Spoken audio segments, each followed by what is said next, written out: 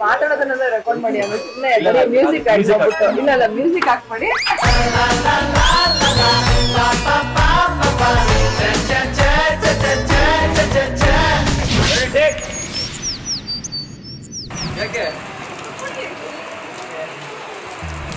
ಅಯ್ಯೋ ಇದೇನಿದು ಯಾಕೆ ಹೇಳಿದ್ರೆ ಸುಮ್ಮನೆ ಕುತ್ಕೊಳ್ಳಿ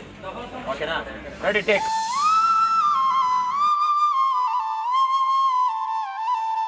ಹೆಂಡತಿ ಆಯ್ಸ್ ಗಟ್ಟಿ ಇರ್ಬೇಕಂದ್ರೆ ನಾನು ನಿಮ್ ಪಾದ ತೊಳಿಬೇಕಾ ನಾನು